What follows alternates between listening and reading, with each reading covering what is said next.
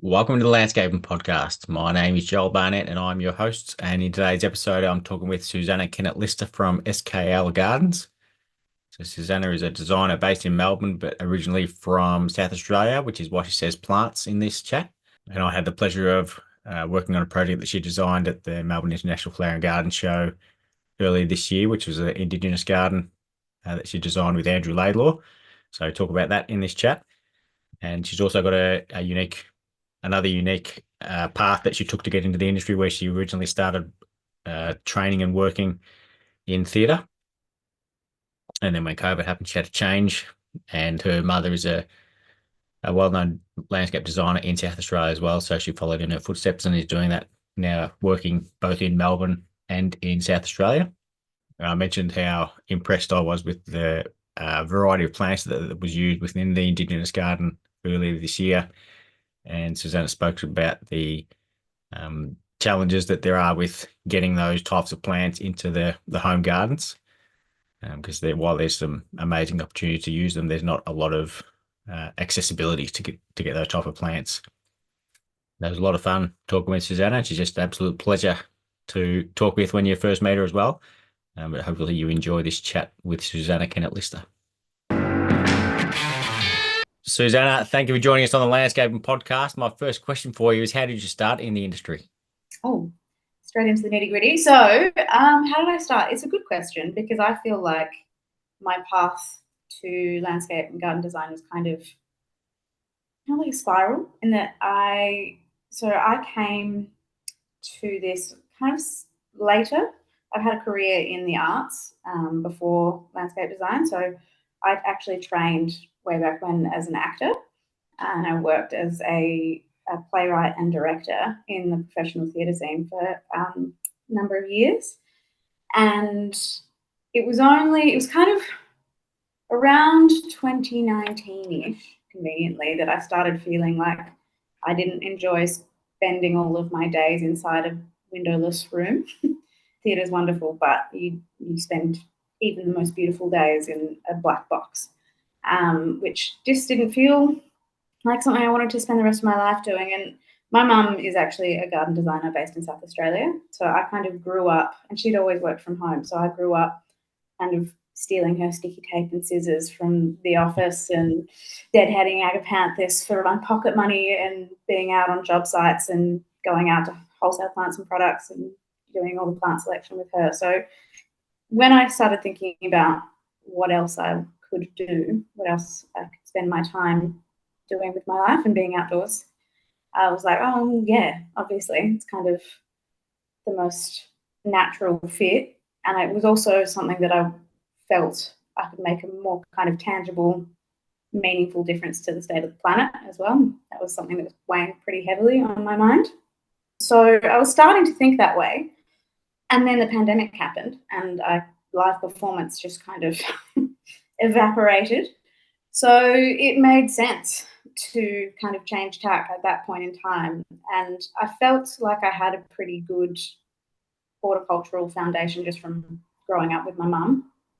And I've always had quite a good spatial kind of knack. I've always had a good sense of how things fit together, and quite intuitively find my way around things and feel like they could flow better this way. And so I just kind of thought that I needed to formalize some of that kind of intuitive thinking. So I was stuck at home during COVID anyway, so I was like, fine, I'll just jump online, and picked up Diploma of Horticulture and Landscape Design through Swinburne. May it rest in peace.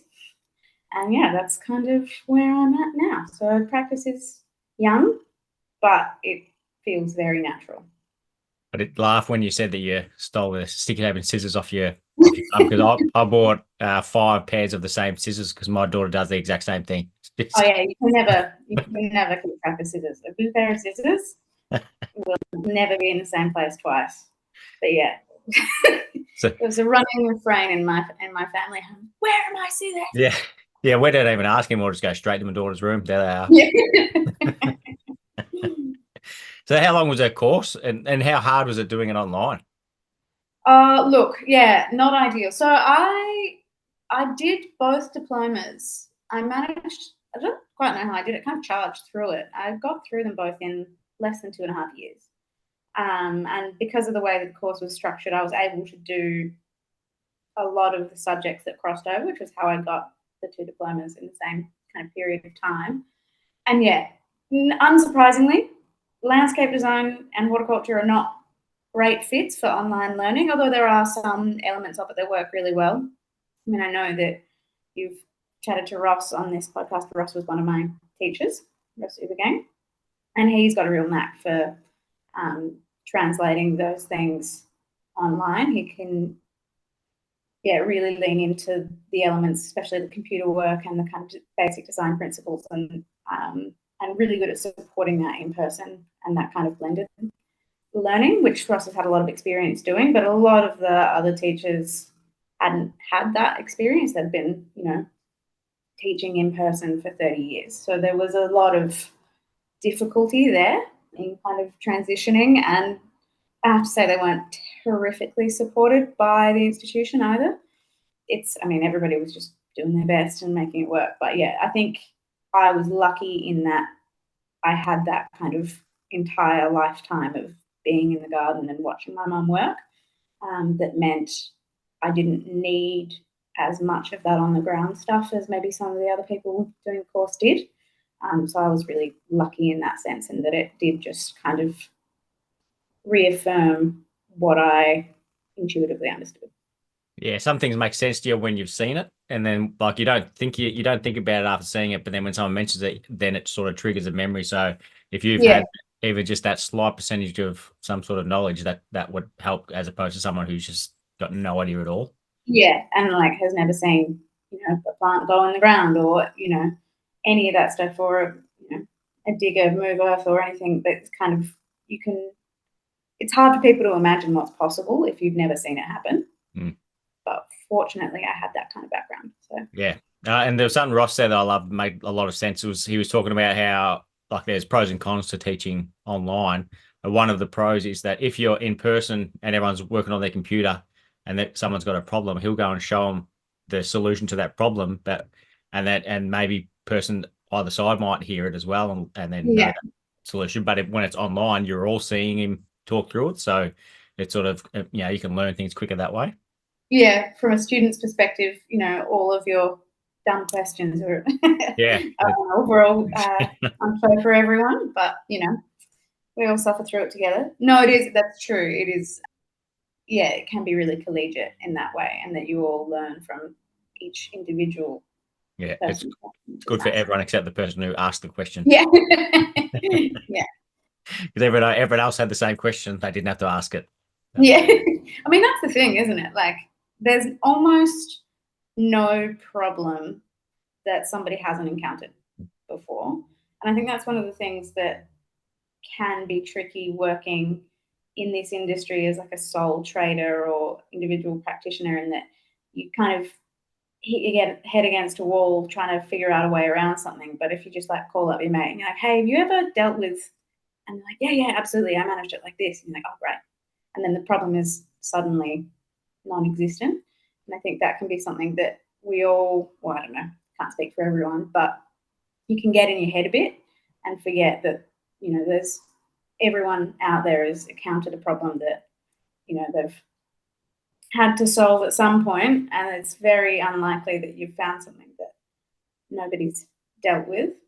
And that's the thing about this industry that I really enjoy, and that was a big shift, is that from my previous industry, is that everybody is so happy to share information, that it's a really generous and supportive industry, where someone's like, oh, yeah, you got that problem. Oh, well, you could do X, you could do Y, or, oh, I'm looking for a plant for dry shade. Oh, I've got a list. Here it is.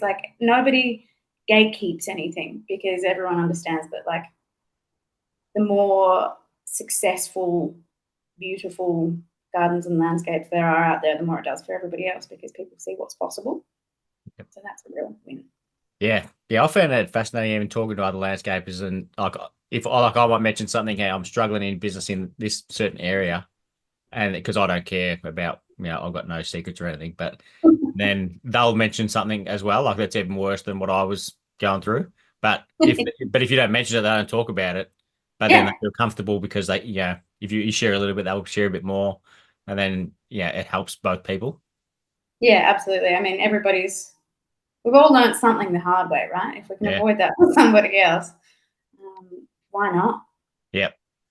So what did you do once you got your qualification? Like that's also a challenging time to then start a business because you probably you might have been able to start going out to see people then, I assume. Yeah, so I kind of finished around the time that things were opening up again. But also, like, COVID meant that a lot of people, having, and I'm sure others have experienced this, people spending time at home, they kind of stood there looking out the bedroom window, looking at the same view for months on end, wondering what else was possible. So I think a lot of people came out of it wanting to do more and investing more in their outside spaces. So I think that there was a bit of a boost in that sense. What was tricky is that, like, everybody had a hard time well, not everybody, but a lot of people had a hard time financially, so there wasn't as much. Whilst there was the will, there wasn't necessarily the funds to achieve what they envisage or what they thought they might like to pursue. So it has been a bit of a kind of bumpy ride, I would say. Well, not bumpy, but there's a steady trajectory upwards, I would say, which is, I think, normal for any smaller business starting out. But I think I've been really fortunate in that I work a bit with my mum as well back in South Australia. So when I first came out, I was like, hey, I've got things to do. I've got skills. Like, she's old school. She hand draws everything. So I was pretty happy to lend a hand on the documentation side of things. And then that steadily grew, and I was kind of flying over to spend a bit of time in Adelaide. We'd get out on site together and we'd kind of work out the concept at the desk. And then I'd come back over here and get that down on paper and get the documentation side of things handled. And then she would be on site to manage all of the implementation. And that relationship has kind of grown into a greater collaboration over the past couple of years, which has been really wonderful. I've always had a great relationship with my mum, so it's nice to kind of develop that in a professional sense as well. It's been working really well. Yeah, I think she's worked in the past with another designer in a kind of similar manner, and I think that it's been good for that same reason that I mentioned before about kind of coming across a problem and spending an hour at the desk trying to solve it, whereas if you've got somebody else to kind of throw an idea off, the solution comes a lot faster. So that's been really great. And then also I kind of went into MIFGS straight away. So came out of Swinburne and then teamed up with Josie Wilson and did an Achievable Garden. I think same year that you did your show garden. And that's been really great because Josie and I got a couple of jobs out of that we've collaborated on together. And then it just kind of starts spreading slowly through word of mouth. So it's been a quite like organic growth, I would say. How did you meet Josie? Were you studying at the same time? Yeah, so we were both at Swinburne at the same time, but we didn't know each other very well. It was Ross actually that kind of teamed us up and said, MIFGS is a pretty big undertaking. It's more fun with a friend. And said, I reckon you two would work together quite well. And we did, fortunately. I couldn't have imagined doing it without her. And it went, really well. And it's been a joy to be able to continue that collaboration beyond MIFGS. And, it's been, real fun. And when you say it went really well, you won a gold medal and got the Best Use of Plant Life award for that garden. Yeah, angling for that one. That was a win because for both of us, the plants are the most fun. So to come away with that, it's a pretty highly regarded award, the Best Use of Plant Life in the Achievable Gardens, because a lot of people look at the Achievable Gardens as some of the more talented designers at the show because of their students, but some of the ideas they come up with are amazing. So winning that, in that category is a pretty exciting result to get. Yeah, it was actually, and also I think especially. I think the year that we were in it was a really, really strong one.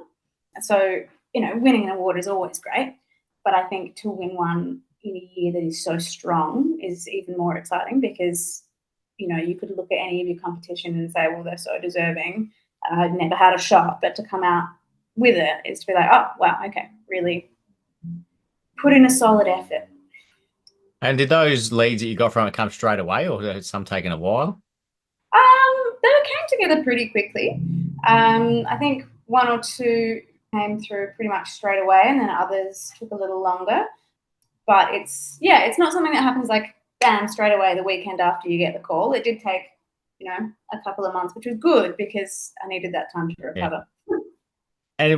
And talk about your mum does hand drawings. Before the first post on your Instagram is some hand drawing on the yellow butter paper.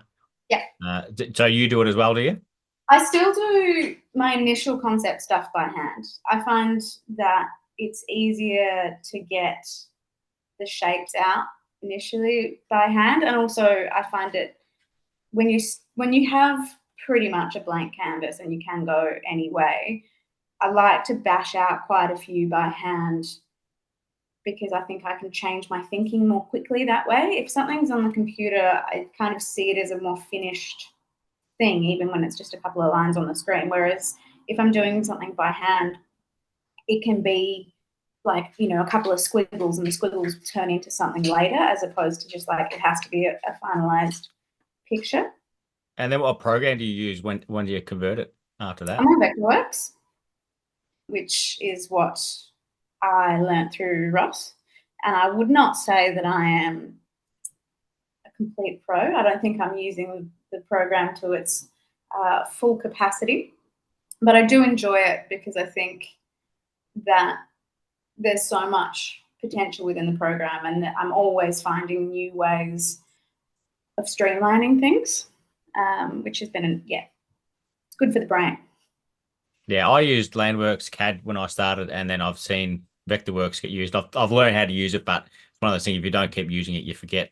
But Yeah. I've seen enough of it to know that if I was going to recommend one or the other, it would be Vectorworks. There's a lot more simplicity to it. But also it can do I think as much as what the Landworks CAD can and more. Yeah, I think it's one of those things that the familiarity is the great, like, leads to the greatest strength. It is, it's an interesting thing because I think there is so much capacity within the program, and I know I'm not using it to its full potential, but it's about kind of striking a balance between exploring that potential and then just getting the job done, because I know I can fool around for forever, or I can kind of just get it done. Yeah. So carving out that time to improve on that side of things is something I haven't necessarily found all the time for in the world yet, but I think it's something I will be doing. Yeah, I've certainly got room for improvement as well. I draw everything on one layer still. Yeah. That would drive me insane. I think you could probably level up on that one pretty quick. I could, yeah. But again, because sometimes I'll send through, like, I'll draw up like some heights and the outlines of a property, and then send it to my landscape architect Emma, because she uses Vectorworks. So I'll draw it up on CAD and then send it, and then I think she has a bit of trouble converting what I've done to actually something usable. Yeah, I find it really nerve-wracking sharing the file with somebody else that has proficiency. Somebody asked me to send a file to an architect that I was working with a couple of weeks ago, and I was really nervous about it because I was like, oh God, what are you going to think? Is my drawing really messy? And there is an anxiety there. It's like there's this small little, like, slightly ashamed child kind of hiding inside me being like, oh, is my drawing not right? Have I got not? But, ultimately, as long as they can make sense of it, it doesn't really matter. Yeah, they can't when I send it through because it's all on one layer. But then you've got to have a chat and you find a new solution, and it's a good thing. Yeah. So how did you go about did you get any work prior to the garden show, or is that where it all sort of started from? I was already working with my mum at that point, and then I had another little resi job in Coburg, just around the corner from where I live. So I had a couple of jobs on the go of my own, and I was already working with mum. So kind of picked up after that. But had already kind of started dipping my toe. But picked up from there. And what's your mum's business called? Sorry, I should have mentioned earlier. Her name is Virginia Kennett. She's just Virginia Kennett Garden Design. And I should have mentioned it because I think she keeps herself pretty quiet. She only operates through word of mouth. If you Google her, you will find a couple of articles in magazines here, there, and she's but you'll find no Instagram, no website. It's all pretty hush-hush, but she's busy enough as it is, so I guess it doesn't matter. But she's been working in South Australia for nearly 40 years and has kind of carved out what I think is a very respected position. She'd be pretty humble about it if you were talking to her.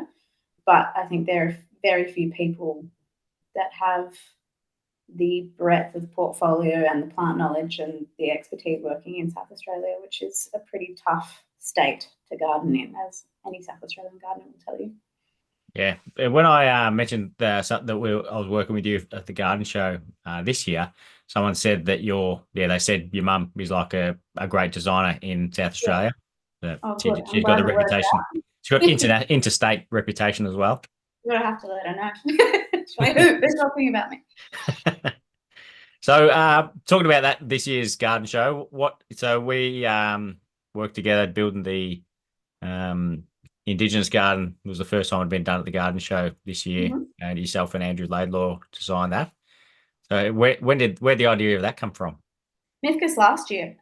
So I found myself chatting to Andy and to Phil Withers at MIFGS 2023, whenever that was, about the fact that we felt that there was a bit of a gap in the industry when it came to Indigenous recognition and collaboration with Indigenous Australians, and especially given that so much of what we do is about looking after the environment, working with flora and fauna and land and country. It kind of felt like a glaring omission, and we were chatting about that and about what was possible, and Andy took that conversation to IMG, who run the show, and they were super receptive to it, really loved the idea. And Andrew had an existing relationship with the Wurundjeri Aboriginal Heritage Corporation, and the Royal Botanic Gardens just signed a memorandum of understanding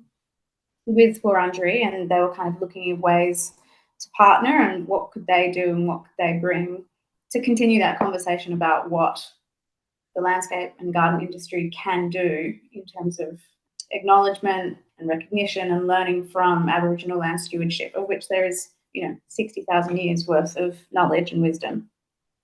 So Andy kind of was able to bring a whole lot of those different parties together and talk about what would be possible. And then, as I mentioned when we were chatting earlier, we had a pretty short timeline because everybody wanted to do it. Everybody thought it was a really good opportunity to bring the conversation about Indigenous recognition and land stewardship, bring that conversation to the garden show, because it's the biggest horticultural event in the Southern Hemisphere. People from all over the country come to the show. So what better place to kind of plant that seed of working with Indigenous plants, acknowledging country, and kind of taking care of land and plants and waterways in a way that is in line and in tune with Indigenous thinking.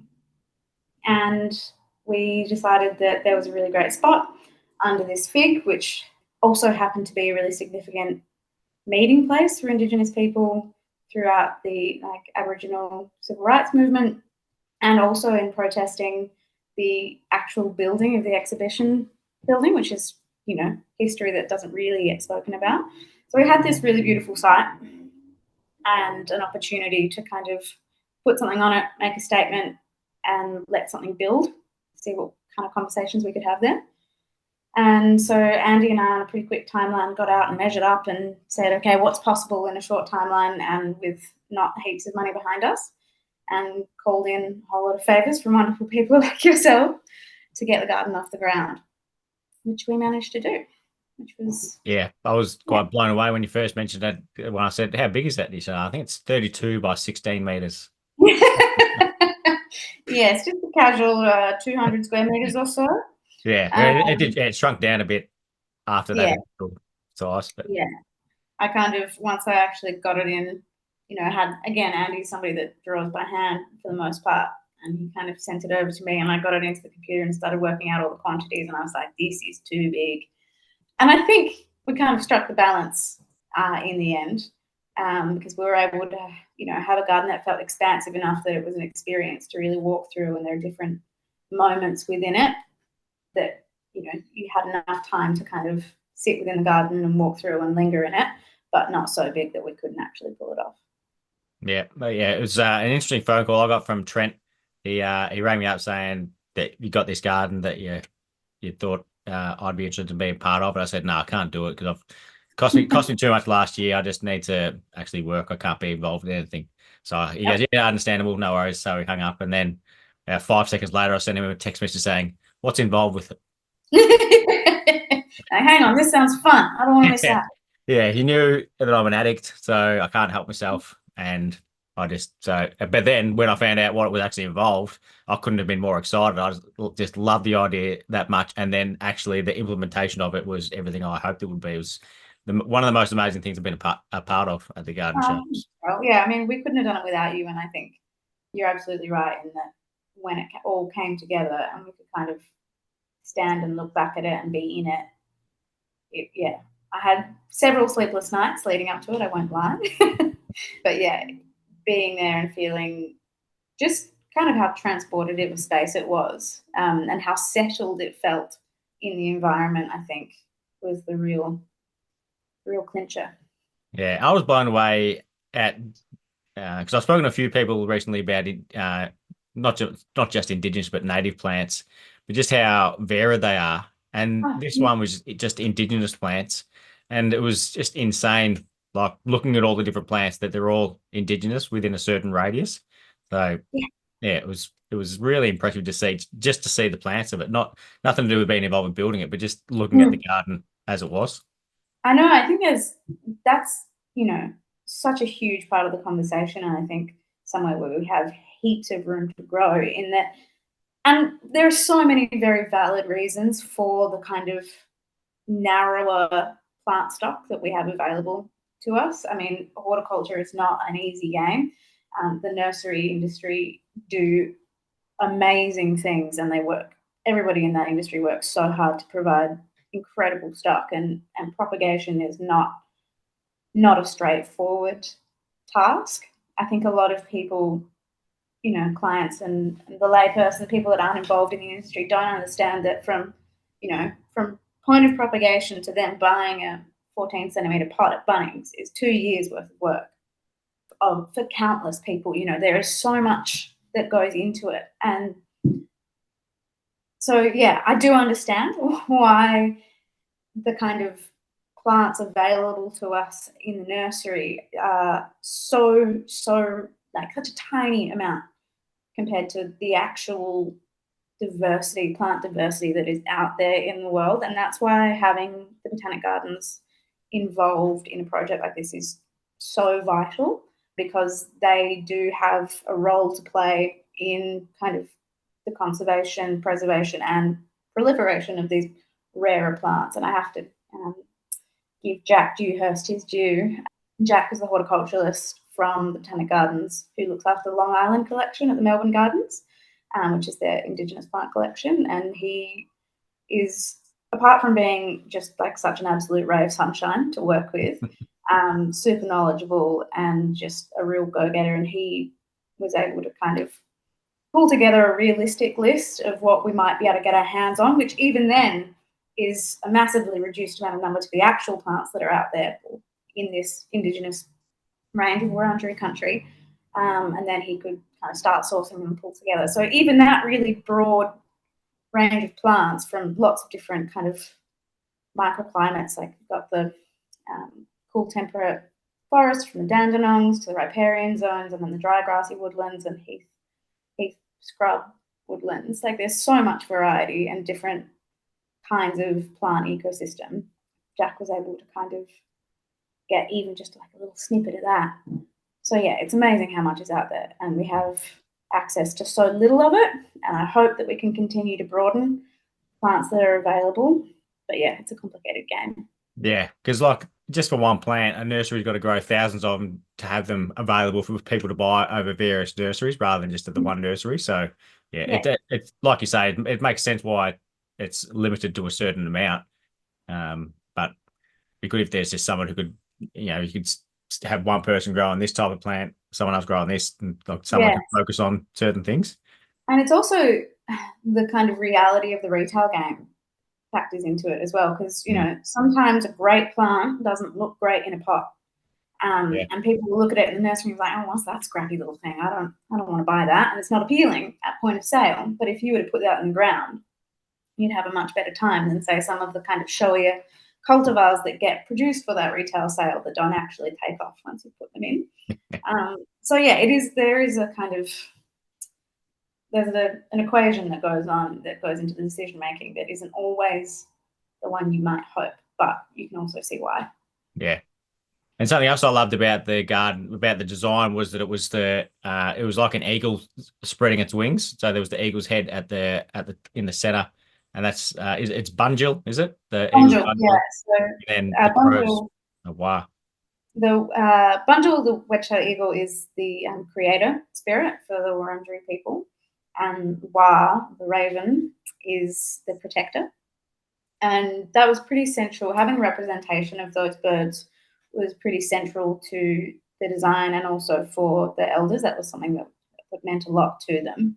And David Wong created the beautiful Wa umbrella sculptures, but he wasn't able to find a way to capture Bunjil in a way that felt appropriate, just again because of the short timeline. Had we been able to give him more time, he would have perhaps been able to come up with some monumental, wonderful sculpture. But as it was, we had to kind of adapt the design, which meant that we were able to kind of gently reshape the actual layout of the garden so that you were walking in through his wings, and then the body, where we had our fire pit, formed the kind of central heart of the eagle, and then his head above, so that you were kind of contained within the creator, which was a nice, actually a kind of perfect result.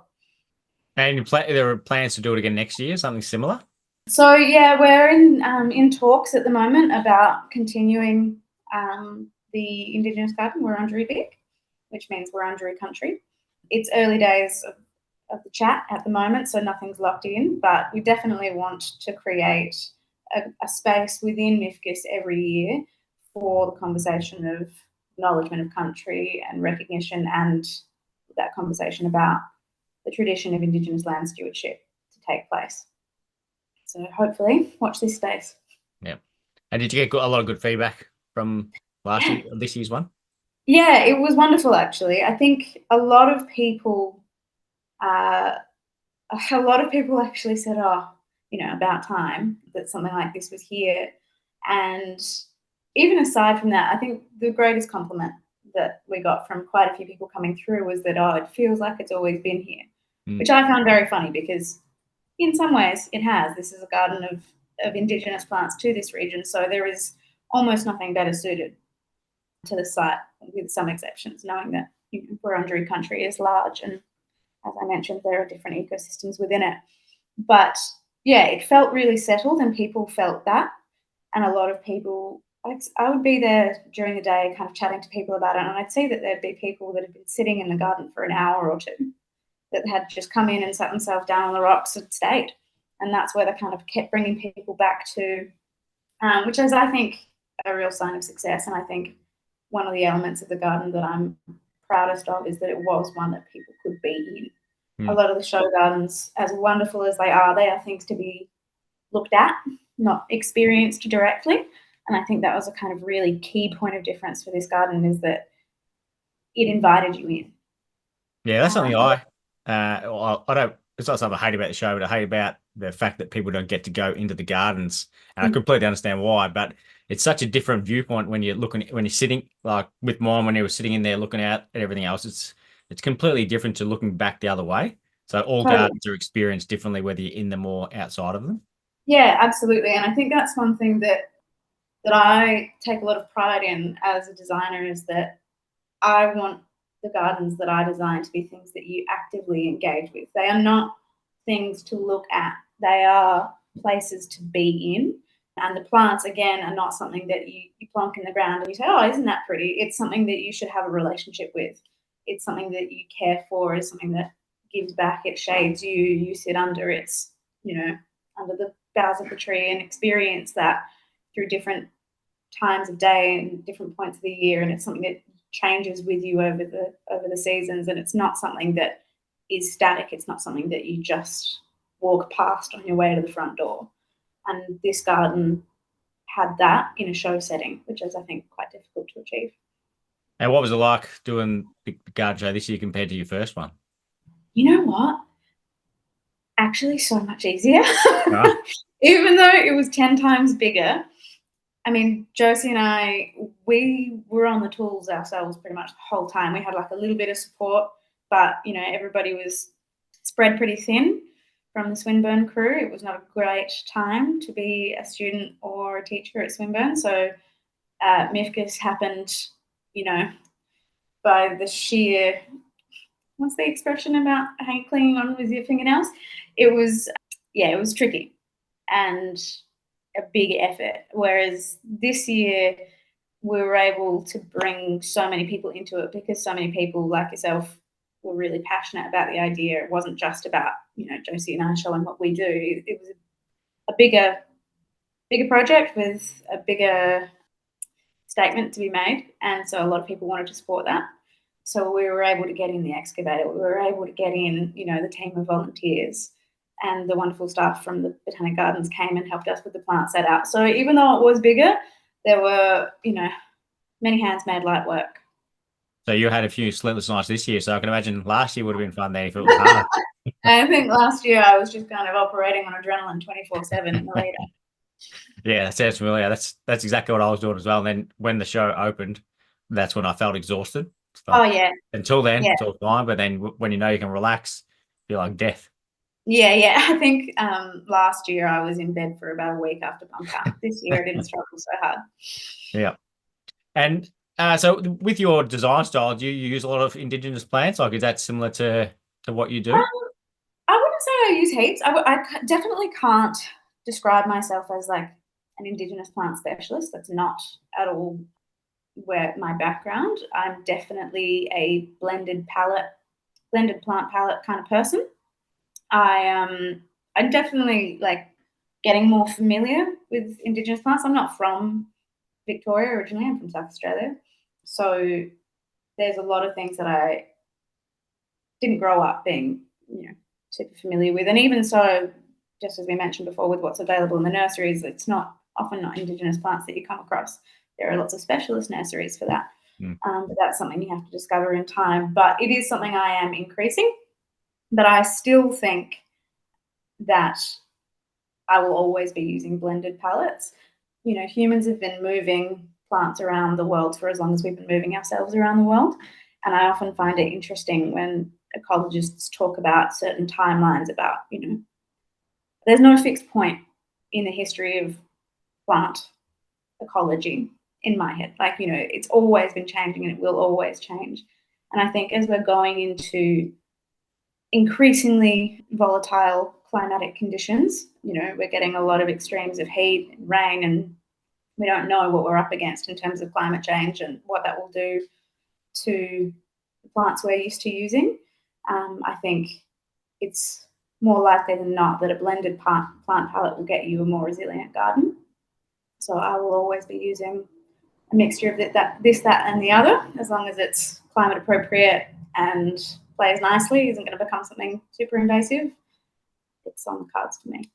Yeah, I've always thought, like, initially when I started out, you know, someone wanted a native garden, so you only choose native plants, but then you realize, well, it's more about understanding why they want a native garden. Like, what is it? Why do they say that they want a native garden? Is it not? It's not just because they're racist against other plants. It's there actually because they want either low maintenance or they want a certain look. So it doesn't need to just be, yeah. So it doesn't need to just be native. It's just plants that have that kind of, you know, that meet their desire. So yeah, South African plants, New Zealand plants, Mediterranean plants all do the same thing that they want. Exactly. And I think that's one of the things is, you know, for this climate where we are in Victoria, there are plants from all over the world that are going to be more suitable than something from far north Queensland, even though that's a native plant. Yeah. So I think there is a bit of a misunderstanding about what native means, because people hear that and they assume, oh, that's a good thing. We want that. And actually, it's a little bit more complicated than that. And you're closing yourself off to so many wonderful options through kind of a really simple blanket term that actually doesn't give you the full picture. So I think it is, I'd really like to see that kind of breakdown disappear. I think that like indigenous is really useful in terms of knowing, you know, what is local, like truly local to this area. And you can get really fine grained with that if you want to get into it. But I think that's really useful. But then after that, this whole like native the exotic thing, I actually don't think helps anybody. I think it kind of traps us into rigid thinking when we're going to need to be as adaptable as possible. Yeah. Yeah, Geelong Council is really good with that because they've got like, I think it's 11 or 12 different indigenous zones just within Geelong. So Yeah. but like some of them are repeating in that, but yes. Yeah. Ecological vegetation communities, they call them. Right.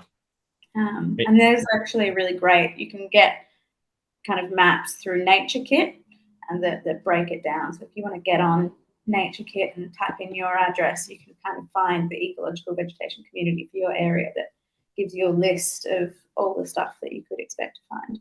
Yeah, cool. What are you doing to get work for yourself at the moment? What sort of, like you say, your mum's not doing much advertising. Are you doing any? Not enough. I'm not, I have to admit, my business acumen is not my strength. I love the creative side of stuff. I love getting in there, doing it. I love the planning. I love the plants.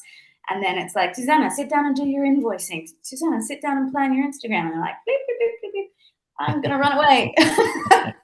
So look, yes, not enough. I have to say though, I'm very fortunate in that my partner, Nathan, is an extraordinary photographer. Yes. And he documents all my work for me, for which I am eternally grateful. So I do have to put all of his hard work to good use and put it out there in the world and kind of say, hello, I'm here, and look, I made a pretty thing. But yeah, I could definitely be doing more on that front. But I think for me, it's primarily about relationship building. I think all of my favorite jobs have come through either friends of friends or former clients that I've had a really good time working with. And my mum's run her entire business like that. You know, Virginia has been working for 40 years purely through word of mouth. And whilst I know I can't necessarily rely on that, I think there is a really great strength in building a business that comes through recommendation, because people know what to expect before they come to you. And they, you know, I think more important than kind of aesthetics or anything like that is the relationship and the way that you can communicate with people. And if you can get off on the right foot and you know that you're talking to somebody that will hear you, that stands you in really good stead. Yeah. And yeah, your Instagram is one of those ones because like a lot of people get professional photos done, but there's ones I just find it's almost like a good garden. Like you can look at gardens and think that looks nice, but then you see others and they think that looks amazing, and I can't pick what it is about it. And that's the same with the photos on your website that on your Instagram that Nathan's done. Is that they just look, as soon as you look at the page, it looks amazing just because of how good quality they are. So yeah, it makes a massive difference. So the garden's still the same, whether you're taking a photo with an iPhone or phone. Yeah. Just got that certain magic that makes them look phenomenal. Yeah, and I think, I mean, aside from just being extremely good at what he does, Nathan loves gardening as well. Like our garden is not my garden, it's our garden. All right. And that has absolutely been a collaborative process. And I think what he's able to do is see all the layers of it. Like I think garden photography is really hard. I mean, I can't take a good photograph. Every time I try, I'm like, oh, just got to go get Nathan. But it is really hard. And I think people a lot of people try and take a photo of a garden again as a static thing. Whereas one thing that I think he's very good at is understanding the levels and layers in a garden and the light, and that gardens are they arrange light differently. And if you can capture that and if you can understand that, it's much easier to convey it because you know what you're looking for. And where do you see yourself in 5 years' time? Can you see yourself doing another garden show of your own? Oh, I don't know. I think, I mean, it's a really interesting question. I think I love doing the garden show with Josie because it was the first time doing it and it was really fun, and we put forward something I think represented us both really well and really proud of.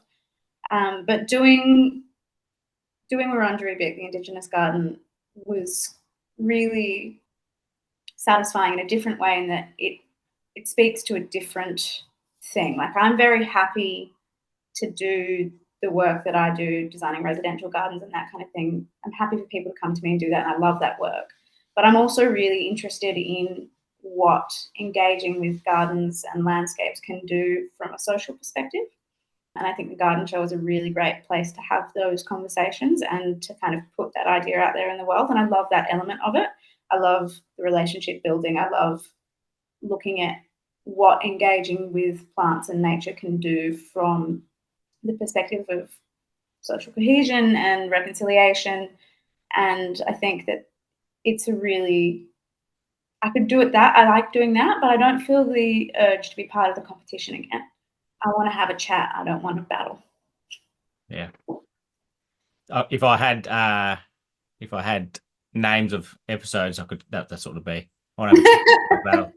Yeah.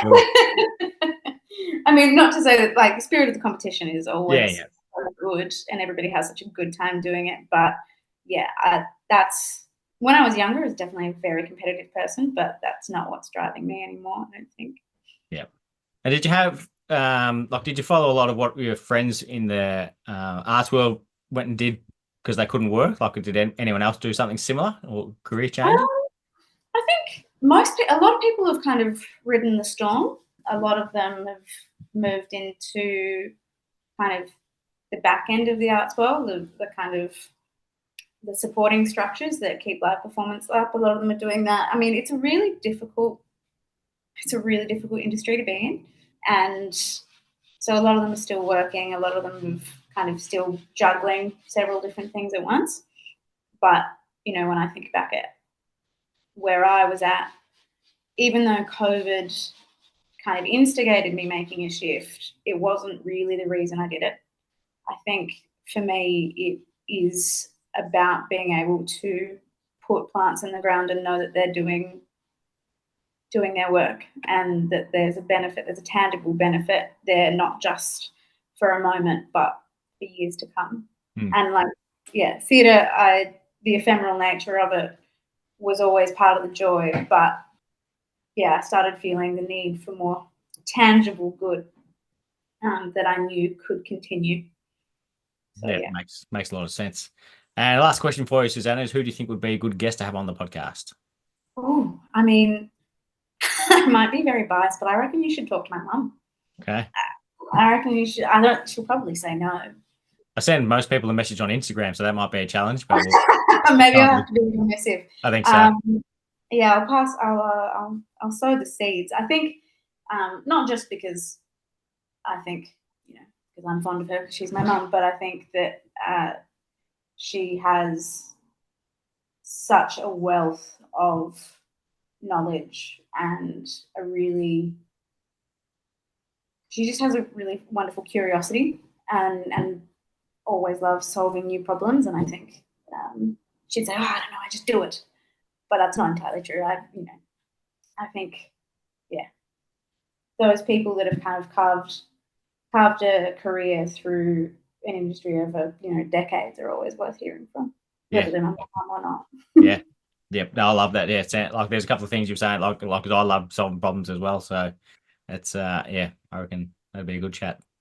So I'll send her a letter. Yeah. Put it in the post.